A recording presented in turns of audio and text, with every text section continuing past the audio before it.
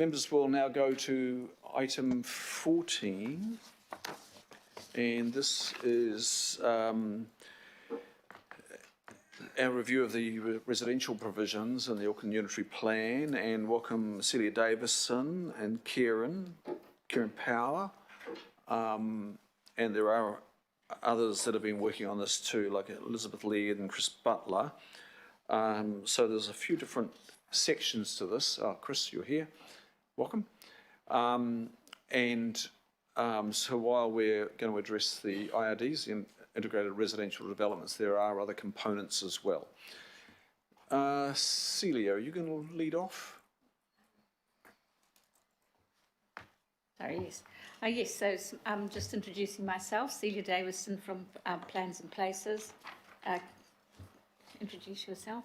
My name is Kieran Power. I'm a planner with Plans and Places. Mr. Chair, Chris Butler, team leader from the Urban Design Unit. Thank you all. So I have prepared a short presentation, which is really just a summary of what's in the report. So, So the purpose of the report is just to give you a progress on where we've got to with the review of the Auckland Unitary Plan residential provisions in the residential and business zones.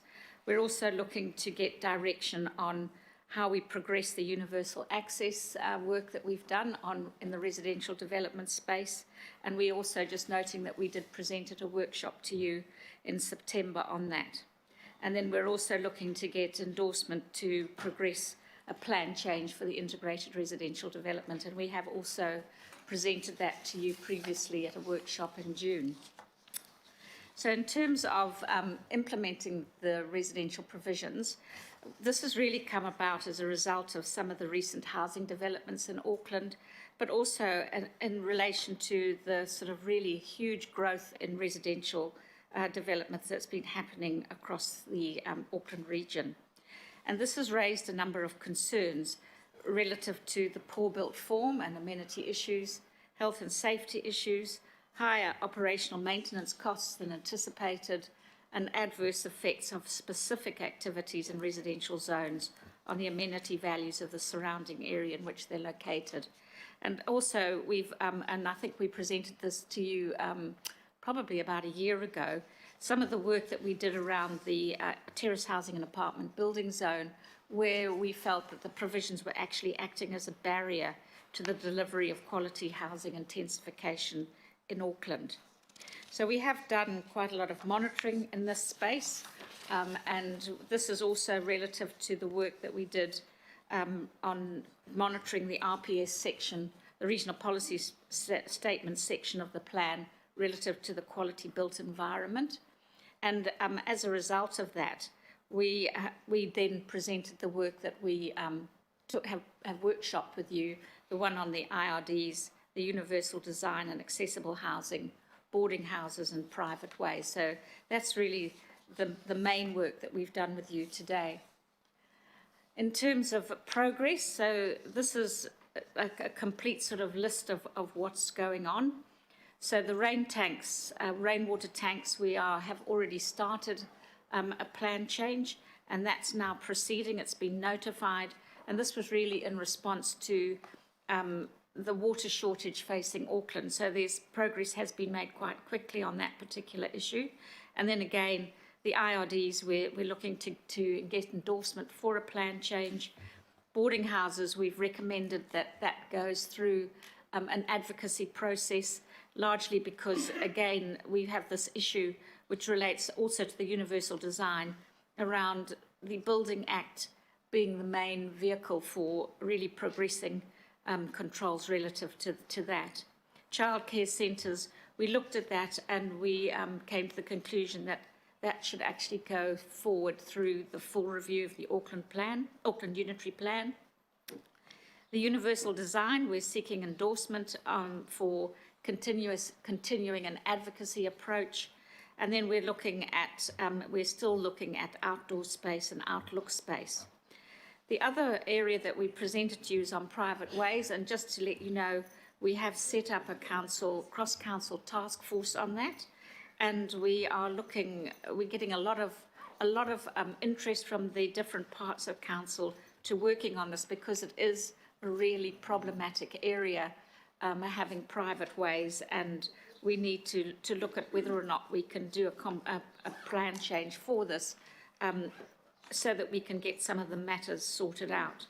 In relation to the THAB, we've kind of slowed that down, mainly because of the work on the National Policy Statement on urban design, on urban development.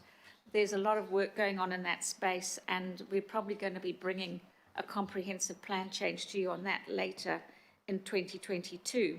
And then the THAB zone stuff will probably be part of that, because we probably need to look at the THAB zone a lot more closely in terms of how we deliver on the NPSUD.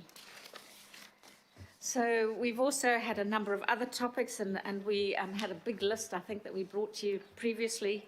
And so that list up there is just showing you that these are on our list, but they actually aren't being done at the moment, mainly because we actually have a shortage of resources, and we just feel that we need to concentrate on that now, the stuff that we're doing already, and that we will get round to doing these. But also they might also be pulled in through some of the other work that we're going to be doing around, particularly on the THAB, but also around some of the other zoning stuff that we might be looking at. In relation to universal design, we have put to you two options. The one option is to advocate for amendments to the Building Act, and that's our recommended option. And the reason for that is that and I did circulate to you previously a memo around the legal opinion that we got regarding with the level of success we might have with pushing through with a plan change. The advice we got is that the chances of success would be low, mainly because this is really a Building Act matter, because it deals a lot with internal structures and internal amenity. It really is something that the Building Act should pick up on. Also, the other issue relative to the Building Act is that if it's done through that, then it happens across the entire country, whereas if we do it in Auckland, it only applies for Auckland. So that's why we feel the Building Act and advocacy in that space is a much stronger way to go. The other one is, the other option then, as we noted to you in our workshopping, is that we could do a council-initiated plan change. We could bring in a whole lot of housing accessible standards, but again, it would be a very lengthy process, mainly because I think we'd get a lot of challenge to it, and very expensive because of that challenge. And potentially we might end up with the same conclusion that the IHP gave us, that it really should be in the Building Act and not in the Unitary Plan. So that's why we've suggested that option. So in terms of the integrated residential development, we looked at 4 options, and basically we've come to the conclusion that we should prepare a plan change, mainly because if you do the non-regulatory one, which is happening at the moment, where we have got a practice note, the resource consents team have got a practice note out there at the moment. It's open to interpretation, it's always open to interpretation, and as you've noted from the 2 speakers from the public who came in today, that we're not getting really great results in terms of integrated residential development, particularly in the single house zone. So our recommendations to you today is to endorse the preparation of a plan change, endorse going to do further advocacy to the government around the boarding houses issue, which we discussed with you through that workshop that we did with you recently, that we agree that the preferable way to move forward on universal design is to go through a national approach, which is about the advocacy approach, and that we then endorse that the Mayor and the Chair and Deputy Chair of the Planning Committee seek that central government introduce requirements for universal design into the Building Act and Building Code. And just in relation to that, we have already started that advocacy. I know that the Mayor has, and the Deputy and the Chair and Deputy Chair have already been to see ministers around this. It is a pretty slow-moving event, but you know, I think we just have to keep on pushing to see if we can make something happen in that space. So that's really the end. So I'm open for questions. Thank you, Celia. Now, I think, Councillor Simpson, you're going to move this, and I just want to get that up. Councillor Simpson, what's the B there? You happy with that? Okay, thank you. Thanks for helping draft that.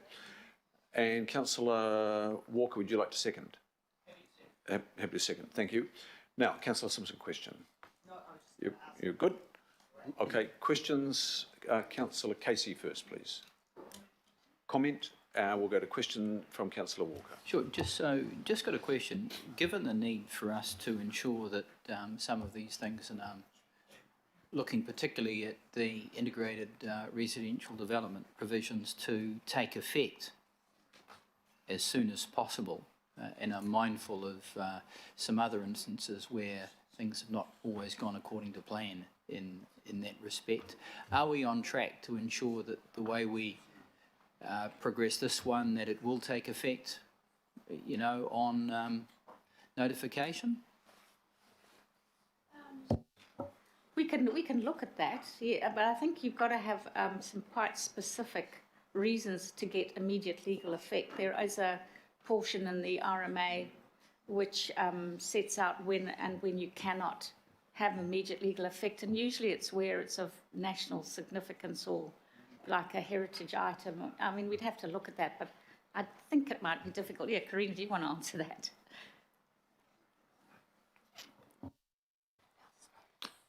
Through the Chair, the Council could make an application pursuant to Section 86D of the Act for immediate legal effect for the provisions, because they wouldn't be provisions that had immediate legal effect under 86B, which is the provision that Celia was just referring to. That would be considered and determined by the Environment Court.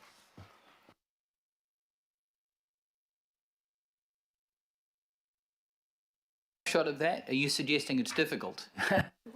No, I'm suggesting that the provisions, the rules wouldn't have immediate legal effect from notification unless we sought an order from the Environment Court and they approved that. And that's an application made under 86D of the RMA. And just further to that, what's the prospects around that?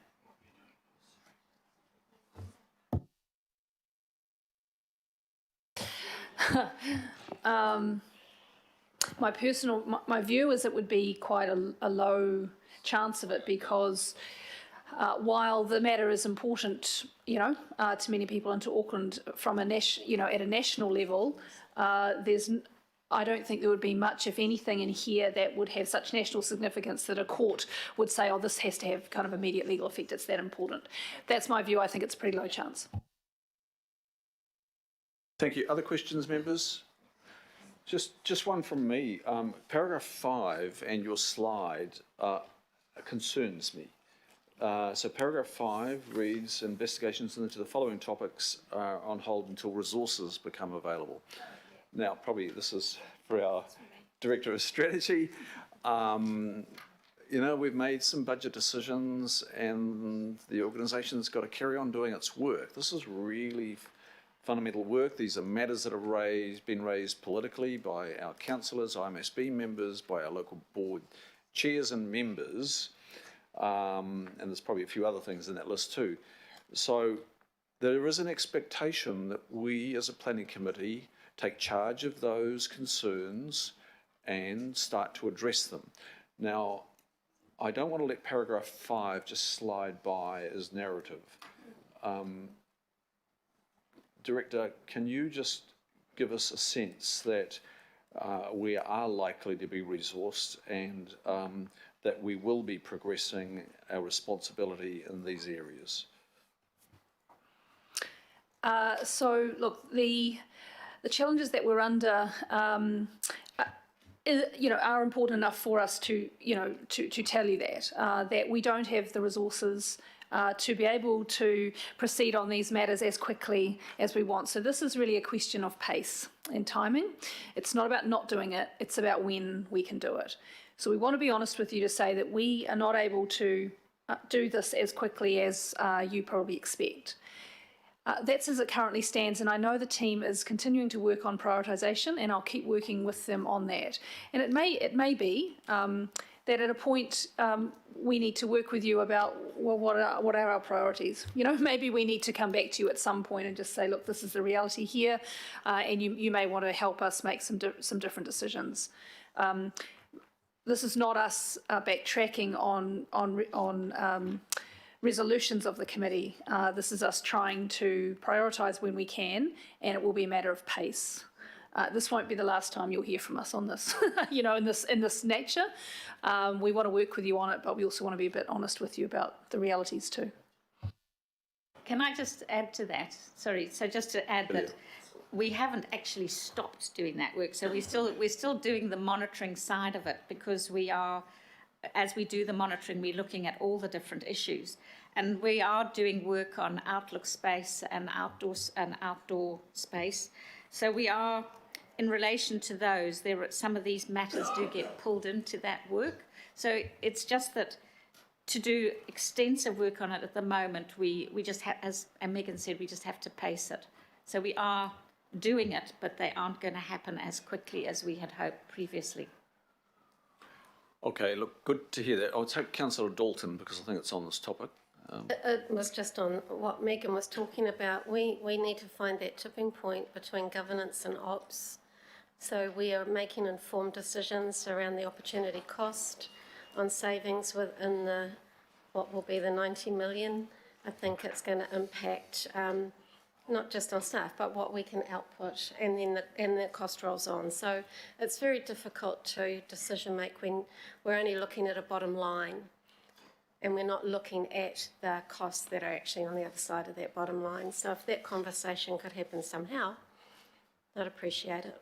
Okay, I think we need to stay abreast of this. I think in the new year we need a workshop on the work program, and we need to drop down just from we need to delve into what sits under these titles, and you know, the residential provisions have a lot of subsets, and you know, we've heard a lot from our residents on areas that are in need of addressing. So I think in the new year we need to have a workshop, look at our work program and all the detail and, you know, the resourcing that is required and possibly absent in some areas, get a clear timeline.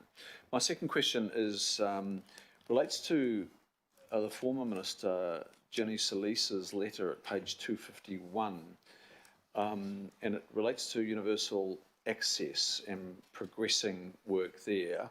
So we had the ministers in, there seemed to be a lot of enthusiasm for progressing urban universal design, and then it came to a grinding halt because the minister received advice from MB.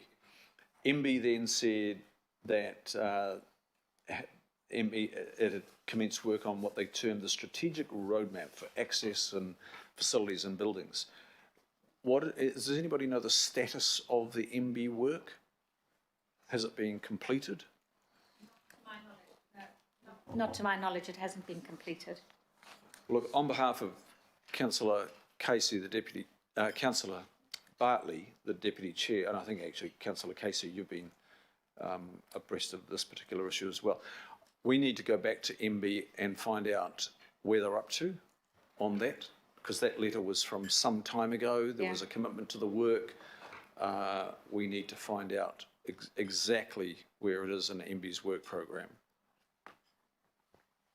And hopefully it is completed. We'll do that, Mr. Chair. I think we also need to acknowledge that there has been some changes in ministers as well since that time. So there could be some other opportunities. So are there other questions, or is it comment from you, Councillor Simpson? Comment? And okay, we'll close off the questions and go to Councillor Casey for comment.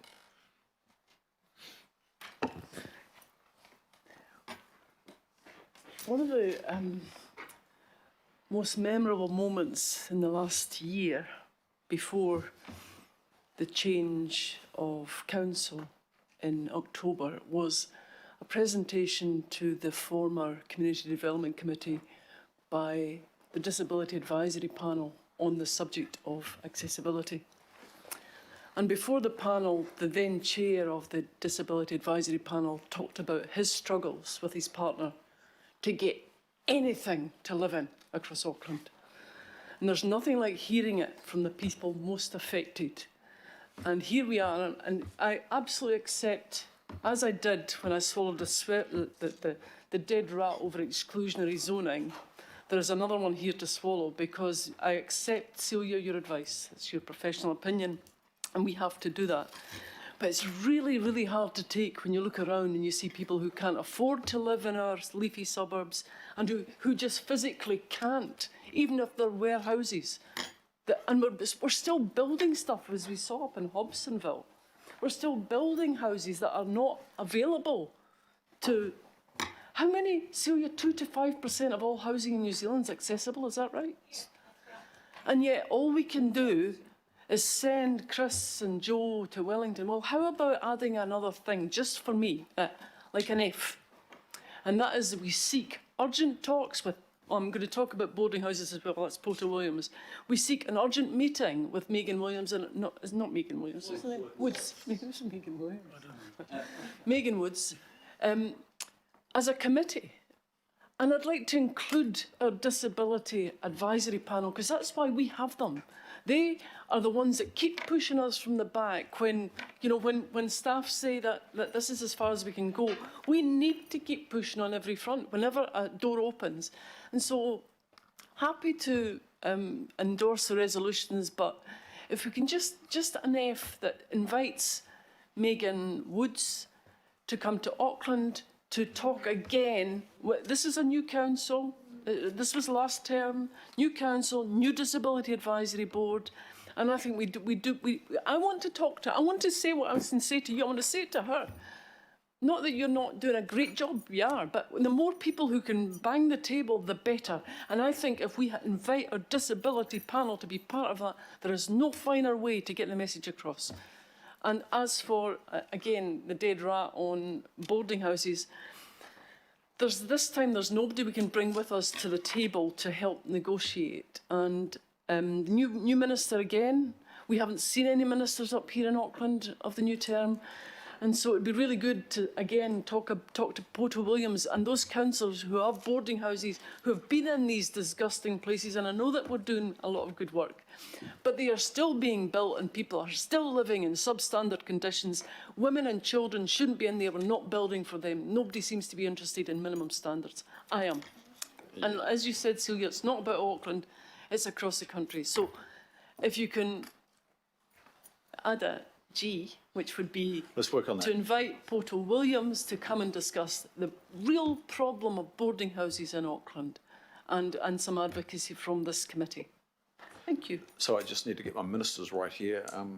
Is Minister of Building and Construction. And Megan that's Woods is the Minister of Housing. Yeah, that's the key minister is the Minister of Building and Construction, my understanding. That's Honorary Yes. Jenny Salisa's former role. Yeah, it's a building. Let's make a note of that. Yeah, this has been booted around a few times, hasn't it? So we thought we were making progress when we met with the ministers. In fact, we had 3 ministers in the room at 26, and there was, it felt like we'd made progress in that meeting, and then we found that MB gave advice that slowed it all down. So let's go back for some government political leadership. And we're going to work up your G and an F. Councillor Simpson, you're happy to... Oh, absolutely. Put Look, that on. I don't, want to waste everyone's time with lots of stuff to say. It's something that's been well canvassed, well asked for. There are 2 parts to this. It's what we can do and what the government can do.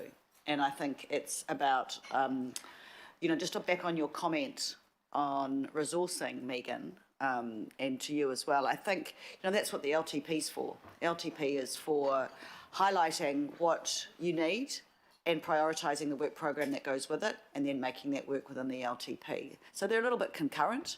Thanks for highlighting it, but more importantly, come up with a solution and get it done before we load the LTP next year, because I think it's important, and it's important enough that it covers so many different, politically, everyone's supporting of this. So, of course, as you say, local boards, OMSB, councillors, mayor and everybody.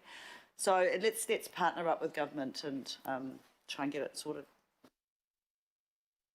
Councillor Watson? I'd just like to very quickly support what Councillor Casey has said, and thank you, Mr Chair, for including those.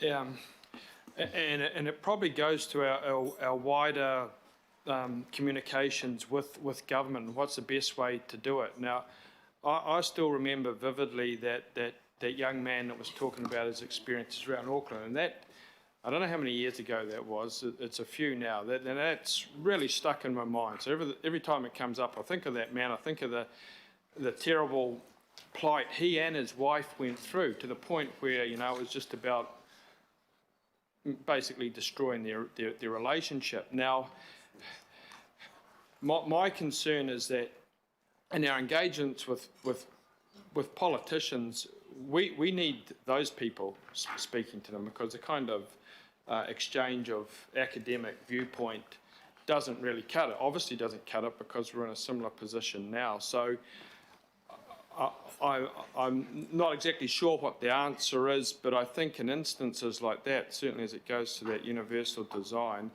the people that know what it's like need to be involved, because if we're going to make an impression, it's not going to be through this, you know, detailed analysis and saying all the right things. Just as it was with me, I'd read all that. I was listening to that poor guy for 5 minutes that stuck with me.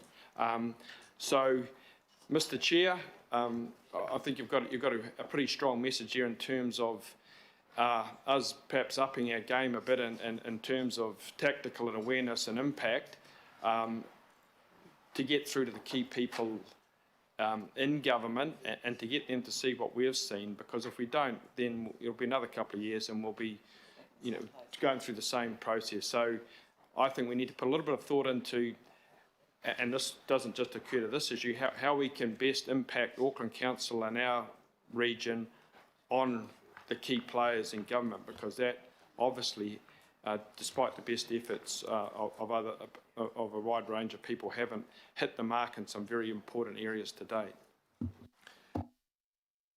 Thanks, Councillor Watson.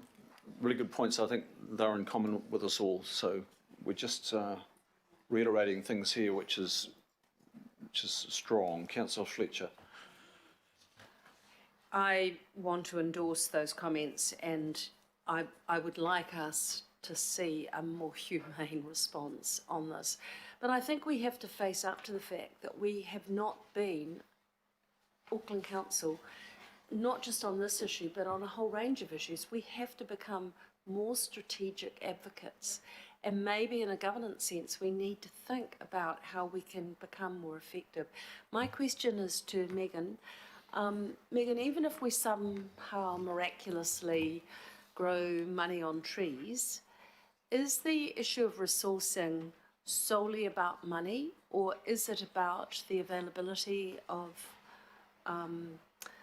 well-trained individuals? Can you give me a little more insight into the requirements that have been properly identified that we will need to understand as we have the work undertaken to move forward? Look, it's predominantly about money, I guess. To either, you know, to have a budget to afford us a certain number of staff or set of expertise. Having said that, you know, the staff that advise you here in this kind of element have qualifications and a set of expertise, and so there is always a little bit of concern that there aren't enough out there. But really, I think at the moment for us, it's more about having enough staff to do the work. So it's not so much that there aren't staff out there, it's just us being able to employ the number that we need. Does that make sense? Yeah. Thanks, Councillor Fletcher. Okay, we're going to do some work on that that particular aspect of this report. Now, Councillor Simpson, I forgot. Did you want to go back to address the IRD? Did you want to speak to the IRD matter in any way, or are you happy with the words you've got?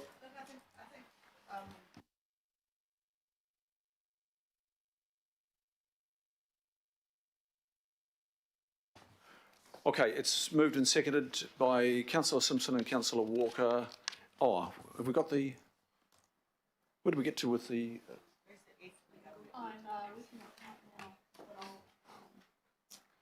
Councillor Casey wouldn't like us moving on if we didn't have that there. We'll wait, please. Should we take a 5-minute break? Not that it's going to take 5 minutes to address those words. And then we'll go straight to the vote after that on that item, and then we will go to the final paper on the open agenda, which is the congestion question. Take 5, and we'll be back here in 5, of course.